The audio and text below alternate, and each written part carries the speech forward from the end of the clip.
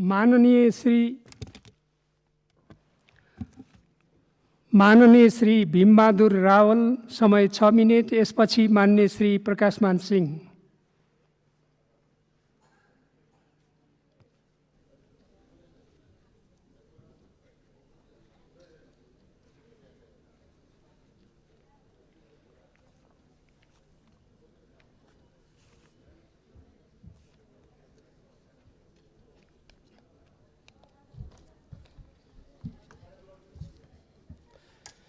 सम्माननीय सभामुख महोदय, हाम्रो देशको सुदूरपश्चिम प्रदेशको दार्चुला जिल्लाको लिम्पियाधुरा, कालापानी र लिपुलेक क्षेत्र सबै सुगौली सन्धि र त्यसपछिका सबै अभिलेखहरू, दस्तावेज, पत्राचार र व्यवहारबाट नेपालको भूमि रहेको कुरा प्रष्ट छ। म यो सम्मानित सदनलाई 2056 सालको एउटा स्मरण पनि गराउन चाहन्छु। 2056 सालसम्म लिपुलेक र सीतापुल भन्ने ठाउँमा त दक्षिणतिर र उत्तरतिर नेपालको प्रहरी चौकी नै थियो। त्यसपछि जब नेपाल द्वन्द्वमा जानुपर्ने अवस्था आयो, त्यसपछि मात्रै ती चौकीहरू त्यहाँबाट विस्थापित भएका हुन्। र अहिले यो छोटो समयमा कुन कुन दस्तावेज, कुन कुन अभिलेख, कुन कुन तथ्यले नेपालको त्यो कसरी भूमि हो भन्नेतर्फ प्रवेश गर्न सम्भव छैन। म यति मात्र भन्न चाहन्छु, यो नेपालको भूमि जो भारतले अतिक्रमण गरेको छ, त्यो अतिक्रमणलाई नक्सामा अङ्कित गरेर सबभन्दा पहिले दुई असल छिमेकीको सम्बन्धमा समस्या उत्पन्न गर्ने काम भारतले नै गरेको, नेपालले त्यो काम गरेको होइन। नक्सा पहिले प्रकाशित गर्ने काम पनि नेपालले गरेको होइन। र त्यसपछि पनि नेपाल सरकारको तर्फबाट, नेपालको तर्फबाट बारम्बार भारतीय पक्षसँग जुन सचिव स्तरीय वार्ता गर्ने भन्ने पहिले सहमति भएको थियो, त्यो कुरालाई स्मरण गराउँदै वार्ताको लागि आग्रह भएको छ, अनुरोध भएको छ। तर एउटा असल छिमेकी तथ्यको आधारमा वार्ताबाट समस्या समाधान गर्ने आशय मनसायका साथ सक्रियता नदेखाएको पनि भारतले नै हो। यो पनि हामीले हेक्का राख्नुपर्ने कुरा छ। त्यसको साथसाथै यो आज जुन हामीले नेपालको संविधानको अनुसूची 3 मा रहेको नेपालको नक्सालाई हाम्रो आफ्नो भूमि अङ्कित गरेर त्यसलाई प्रकाशित गर्ने कुरा यहाँ प्रस्तावको रूपमा आएको छ। यो प्रस्ताव नेपाली जनताको देशभक्तिपूर्ण भावनाको अभिव्यक्ति हो र यो सबै वर्ग, जाति, लिङ्ग, समुदाय र क्षेत्रका जनताको साझा आकाङ्क्षा हो। मानिसहरूका वेशभूषा फरक हुन सक्दछन्, भाषा फरक हुन सक्दछन्, हिमालमा बस्न सक्छन् कोही तराई मधेसमा, कोही पूर्व, कोही पश्चिम। जबसम्म राजनीतिक दल, पार्टी र व्यक्तिले देशको सर्वोपरि हितको लागि काम गरिरहन्छ, ती सबै देशभक्त हुन्छन्। ती व्यक्तिहरू मात्रै, त्यति बेला त्यस्तो व्यक्तिहरूमाथि मात्रै प्रश्न उत्पन्न हुन्छ जसले नेपालको स्वतन्त्रता, स्वाधीनता, सार्वभौमसत्ता, अखण्डता, स्वाभिमानलाई स्थापित गर्ने कुरालाई कुनै प्रस्ताव ल्याएर त्यसप्रति भ्रम सिर्जना गर्नु खोज्छ कसैले त्यसको विरोध गर्छ, त्यस्तो प्रति मात्रै नेपाली देशभक्त जनताहरूले प्रश्न उठाउने गरेका छन्। त्यसकारण यहाँ भाषा, वेशभूषा, को व्यक्ति कुन क्षेत्रमा बस्छ, कसले कुन राजनीतिक दल अनुसरण गरेको छ भन्ने प्रश्न होइन। त्यसमा मलाई लाग्छ सम्पूर्ण देशभक्त नेपालीहरू एकदमै प्रष्ट छन् र मैले जुन पार्टीको प्रतिनिधित्व गर्छु, मेरो पार्टी त्यसमा स्पष्ट छ। त्यसमा कुनै पनि विभेद र अन्यथा विचार हुन सक्दैन। हामीले जुन प्रकारले अहिलेसम्म हाम्रो सिमानाको रक्षाको कुरालाई अगाडि बढाएका छौँ, यो अन्तर्राष्ट्रिय कानुन पनि सम्मत छ। हामीलाई थाहा छ अहिले भर्खरै केही समय अगाडि हाम्रो 10 गजा क्षेत्रमा, सिमानामा हाम्रा प्रहरीमाथि आक्रमण भएको छ। कहिले हाम्रो नेपालका बासिन्दामाथि कञ्चनपुर जिल्लामा जानुहोस् या अरू कुनै जिल्लामा हामीले देखेका छौँ, त्यहाँ बाहिरबाट सुरक्षाकर्मी आएर हाम्रो नागरिकमाथि आक्रमण भएको छ। हामीले त्यस्तो कुरा मात्रै अन्तर्राष्ट्रिय कानुन सम्मत भएन, असल छिमेकीको नीति अनुरूप भएन हामीले भनेका छौँ। आफ्नो देशको भूभागलाई जसरी भारत या अरू मुलुकहरूले सुरक्षा गर्न तत्परता देखाउँछ, त्यसको लागि उसले पहल गर्छ, प्रयत्न गर्छ। हामीले गर्दा पनि हाम्रा सबै मित्रहरूले, विशेष गरी भारतसँगको यो प्रसङ्ग आएको हुनाले भारत सरकार र भारतीय जनताले पनि सकारात्मक रूपमा लिनुपर्दछ। प्रत्येक देशले आफ्नो राष्ट्रिय सुरक्षा, राष्ट्रिय हितको लागि जब आफूले काम गर्दा आफ्नो कानुन, आफ्नो संविधान र आफ्ना अन्य सरकारी दस्तावेजहरूमा तदनुकूल परिवर्तन गर्छ, त्यहाँ स्थापित गर्छ भने नेपालले पनि त्यो गर्ने कुरालाई स्वाभाविक रूपमा लिनुपर्दछ। आज हामीले जुन हाम्रो संविधानको, नेपालको संविधानको अनुसूची 3 मा लिम्पियाधुरा, कालापानी, लिपु लेकलाई समेत समावेश गरेर हामीले अब यसमा संशोधन गर्दैछौँ र यी सबै कुरालाई त्यहाँ समाहित गर्दैछौँ। नक्सामा हामीले यो राख्ने कुराको राजनीतिक महत्त्व छ र यसले आजको हाम्रो पुस्ता र भोलि आउने पुस्तालाई पनि आफ्नो भौगोलिक अखण्डताको लागि दृढतापूर्वक अग्रसर हुने एउटा फराकिलो मार्ग प्रशस्त गरेको छ।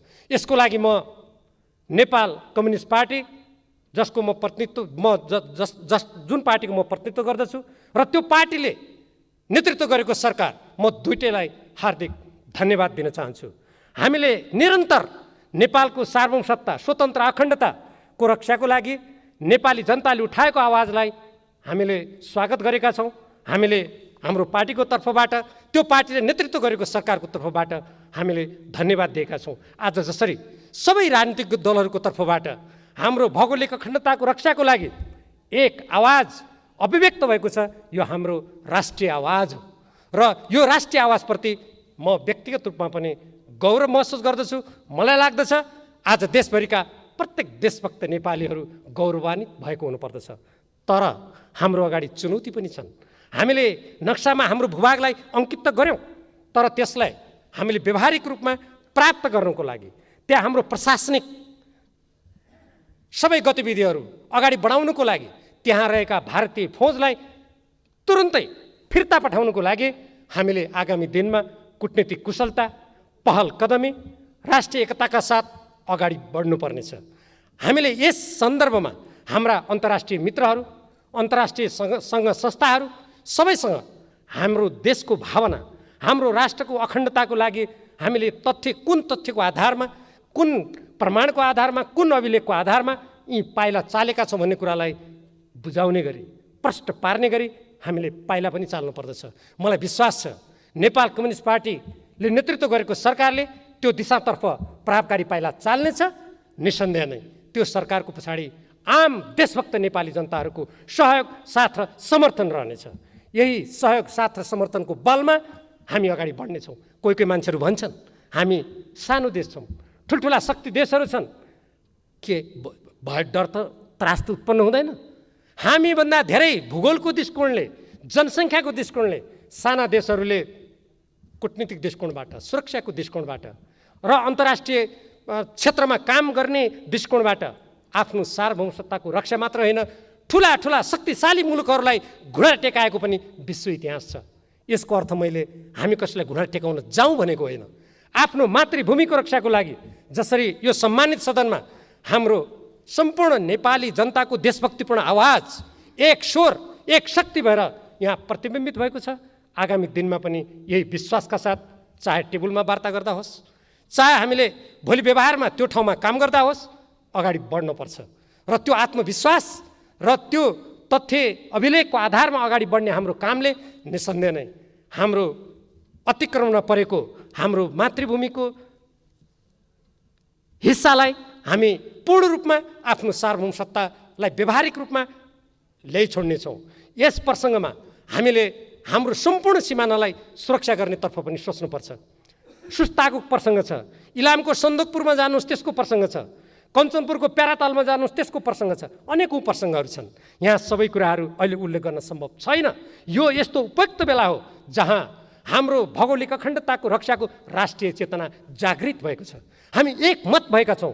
यस्तो बेलामा असल छिमेकीसँग हाम्रो कुनै पनि मतभेद नहोस्, विवाद नहोस्, हामी सुमधुर सम्बन्ध कायम गरौँ।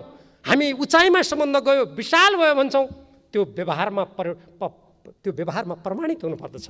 जब हाम्रा कुनै पनि छिमेकीले या हाम्रो कुनै पनि मित्र राष्ट्रले अब हाम्रो सार्वभौमसत्ता, हाम्रो स्वाधीनता, हाम्रो आत्मनिर्णयको अधिकारमा कुनै पनि प्रकारको हस्तक्षेप गर्दैनन्, त्यसमा सौहार्दपूर्ण व्यवहार गर्छन्, हाम्रो भूमिको सम्मान गर्छन्, हाम्रो आत्मनिर्णयको अधिकारको सम्मान गर्छन्, हाम्रो स्वतन्त्रताको सम्मान गर्छन्, अनि हामी ढुक्क हुनेछौँ। साँच्चीकै हाम्रो सम्बन्ध सुमधुर भएछ, साँच्चीकै त्यो उचाइमा पुगेछ। अन्यथा हामीले सचेत भएर ती अगाडिका समस्याहरू कुन रूपका छन्, कुन गहिराइका छन्, हामीले राम्ररी सोच्नु पर्दछ र राम्ररी बुझ्नु पर्दछ। र अब मलाई समय आए जस्तो लाग्छ। एक त कोरोना विषाणुको सङ्क्रमणको कारणले गर्दा पनि चाहे भारत होस् चाहे अरू देशहरू हुन्, सबैले आफ्ना सीमा सुरक्षाको कुरालाई धेरै महत्त्व दिएका छन्। हामी एउटा स्वतन्त्र देश हौँ। 1950 को सन्धिमा कहीँ पनि नेपालको सीमा अन्तर्राष्ट्रिय कानुनबाट नियमन हुने छैन भनेर कहीँ पनि लेखेको छैन। हामी त्यो कुरालाई पनि सम्झौँ। त्यसकारण अब अन्तर्राष्ट्रिय कानुनबाट हाम्रो सम्पूर्ण सीमालाई नियमन गर्नुपर्दछ। म आफू गृहमन्त्री हुँदाखेरिको मलाई एउटा स्मरण गराउन चाहन्छु सम्मान्य सहमुख महोदय। म त्यसपछि मेरो कुरालाई समाप्त पनि गर्न गइरहेको छु। त्यो बेलामा भारतीय पक्षले मैले स्वयं वार्तामा जाँदा भनेको मलाई स्मरण छ, यो हाम्रो सिमाना जुन अन्तर्राष्ट्रिय कानुनबाट नियमन भएको छैन, त्यो कारणले तस्करी बढेको छ, यहाँ कतिपय सिमानामा अपराधहरू हुने गरेका छन् भन्ने कुरा उहाँहरूले भन्नुभएको थियो। मैले जवाबमा भनेको थिएँ, त्यसो भए हामी हेर्दा उस्तै छौँ, हामी अनुहार पनि चिन्न गाह्रो छ। त्यसकारण महोदय, त्यसो भए हामी अन्तर्राष्ट्रिय कानुनअनुसार नियमन गरौँ। त्यसपछि कुरा मोडियो। अहिलेको यो उपयुक्त बेला हो। त्यसकारण समग्रतामा दुई देशको बिचको सम्बन्धलाई समस्या रहित बनाउनको लागि पनि अन्तर्राष्ट्रिय कानुन बमोजिम हाम्रो सीमा नियमन गर्ने बेला आएको छ। हामी यसतर्फ पनि सोच्नको लागि म सम्बन्धित पक्षसँग विशेष आग्रह गर्न चाहन्छु। हो, जनता पनि राष्ट्रियता हो, त्यसमा कुनै शङ्का छैन। हामी तर भूमि पनि राष्ट्रियता हो। भूमिमा टेक्ने ठाउँ छैन, हाम्रा खुट्टा राख्ने ठाउँ छैन भने हामी शून्यमा तैरिन सक्दैनौँ। त्यसकारण जाँदै मलाई कवि माधव घिमिरेको एउटा कविताको सम्झना हुन्छ। चुलिन्छ कहाँ उचाइ हाम्रो हिमालय नरहे, चुलिन्छ कहाँ उचाइ हाम्रो हिमालय नरहे, रहौँला कहाँ नेपाली हामी नेपालै नरहे। धन्यवाद।